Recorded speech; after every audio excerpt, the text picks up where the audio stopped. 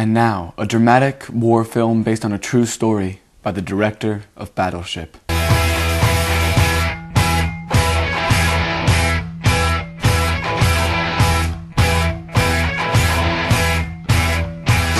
Before I start this review, I just want to say in all seriousness, the troops out there, everyone involved in this Operation Red Wing, everyone involved in any kind of military operation, you guys are heroes. You are just mad respect for you guys. That sounded weird, but you're the true heroes. Anyway, Lone Survivor was directed by Peter Berg. It stars Mark Wahlberg, Ben Foster, Taylor Kitsch, and Emile Hirsch. And it tells the story of Operation Red Wing. This actually happened. And it tells the story of Marcus Luttrell and 3 other operatives who go out to assassinate a Taliban leader. But after they kind of compromise the mission, things really start to go downhill. Actually, I have a lot of notes on this movie. This is the first time I went into a movie and took notes during it.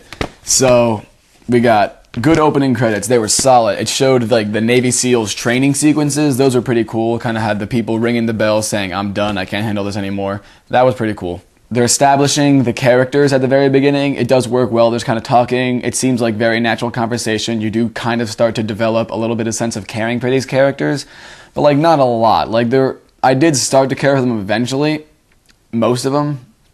Some of these characters I just didn't have enough time to connect with, I felt. Like there's one scene in which they have Alex Pettyfer, who's like kind of one of the new guys, just do this dance, and that was hilarious. That really established their camaraderie, which is a huge part of this movie. It's probably the central theme is just the brotherhood of the military, especially the Navy SEALs, and just the whole camaraderie. Well, I don't know where they filmed this movie, but it looked beautiful, because it was, like, the mountains, everything about it looked fantastic. I don't know where it was. I remember someone told me, I don't remember. Anyway, the build-up was a little slow. It did take a while to get to any really sort of major plot events going on, but you didn't really notice for some of the time, but for some of the time you really did notice, like, okay, kind of get to it. There were some great tension moments, especially towards the beginning, like right before it starts to go downhill. There were some great moments where you didn't exactly know what to happen next. You were on the edge of your seat, at least I was. I rarely noticed this, but the makeup in this movie, oh my god, it looked so great, because they have shit ton of blood, dirt all over their face. It looked really realistic, and it was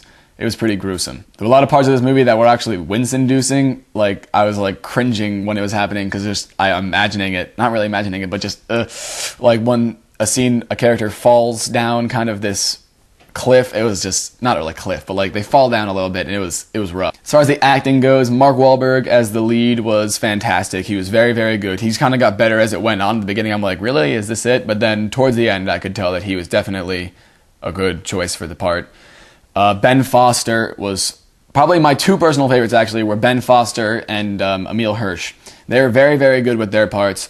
Like, Ben Foster was Axe, I believe his nickname was, and he was kind of tough, but also you felt for him. He was a really interesting character. I liked him a lot.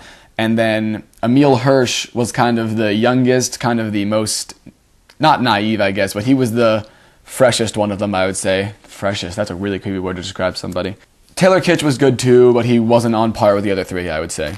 Alex Pettyfer and Eric Bana had much, much smaller roles because they weren't like directly one of the 4 men involved in the mission, but they were also very good. I liked them a lot in the small parts that they had.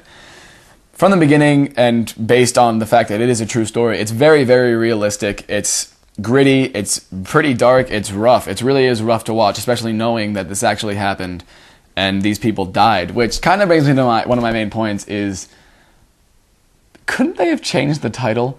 I would have, like, it's called Lone Survivor. You kind of go in knowing what's going to happen, and I think I would have liked it more if I didn't know it was going to happen. Because part of me was kind of saying, don't get attached to these characters, they're going to die. If I didn't exactly know what was going to happen, I probably would have liked it more.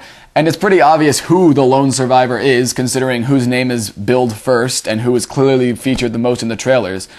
I'm not going to say who it is in case you didn't... No, it's Mark Wahlberg. I'm sorry. But, like, I feel like they shouldn't have said that. I wouldn't have expected everything. And, well, even though I did expect some of the deaths, they did affect me. Especially one of them did kind of make me pretty upset. It's about 2 hours long, and pretty much the first hour is all build-up, and I felt that was a little bit too long. The second hour is all kind of the action, more like. There's kind of pretty much a 30 to 45 minute sequence of just the fighting. And it was good, but At points, it was too long, and at points, that was too short, if that doesn't make any sense. It was really... I feel like pacing was a major problem with this movie.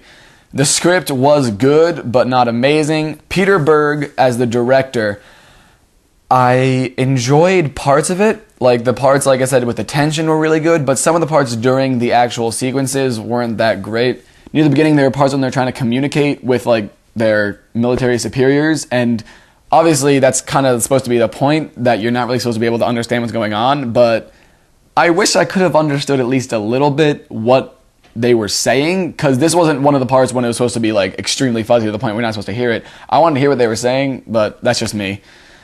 And I wish they made the plan clearer, because I wasn't exactly positive on what they were trying to do exactly. Like, I obviously got the gist of it, but anyway.